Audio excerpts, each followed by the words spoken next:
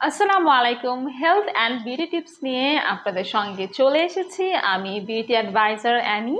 আজকে আমাদের কথা বলার টপিক হচ্ছে পেটের মেদ কমানোর সহজ উপায়। পেটের মেদ কম বেশি সবারই থাকে। স্থূলতা বা ওবেসিটি এটা হতে পারে ফুড হ্যাবিটের কারণে। যারা কম পরিশ্রম করে, যাদের লাইফস্টাইলের কারণে দেখা যায় পেটে ভুঁড়ি হয়ে যায় বা পেটে ফ্যাট জমে যায়, পেটটা একটু বড় দেখায়, শরীরের অন্যান্য জায়গার তুলনায় কিন্তু এটা অনেক বেশি অসামঞ্জস্য।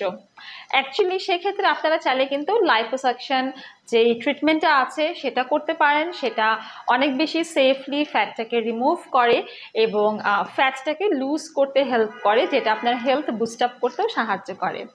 এছাড়াও এটা কিন্তু সেলফ স্টিম বুস্ট আপ হয় এবং আপনারা কিন্তু পাশাপাশি ডায়েট বা এক্সারসাইজও করতে পারেন, যার ফলে আপনাদের এক্সেসিভ ফ্যাটটা বার্ন হয়ে যেতে পারে।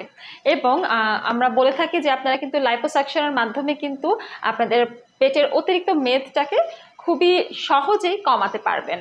আমাদের কিন্তু বডিতে লোকালাইজড যে ফ্যাটগুলো থাকে, যেমন আমাদের আর্মে, থাইয়ে, তারপরে হচ্ছে নেকে থাকে, আমাদের ব্যাক পোর্শনে থাকে, পিঠের ব্রা লাইনে থাকে, ব্লাউজ পরলে তার নিচের অংশে কিছু ফ্যাট জমা হয়, সো সেগুলোকে লোকালাইজড ফ্যাট বলে।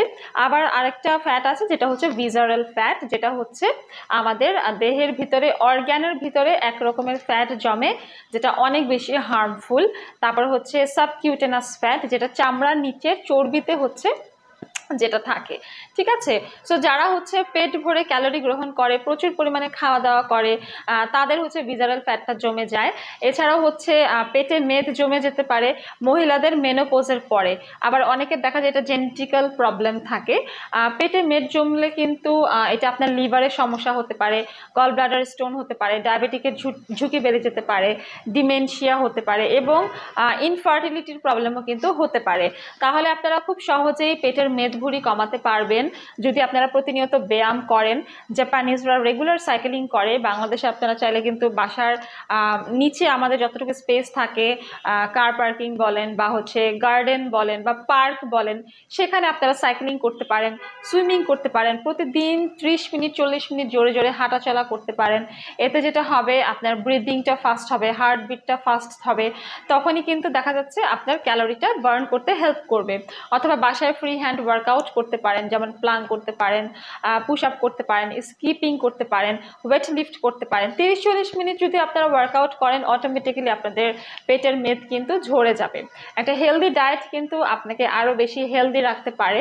যেমন আপনি জাঙ্ক ফুড বাদ দিয়ে দিবেন, অয়েলি ফুড বাদ দিয়ে দিবেন, আপনারা হচ্ছে মিষ্টি জাতীয় খাবার বাদ দিয়ে দিবেন এবং প্রচুর পরিমাণে ফাইবার জাতীয় খাবার খাবেন।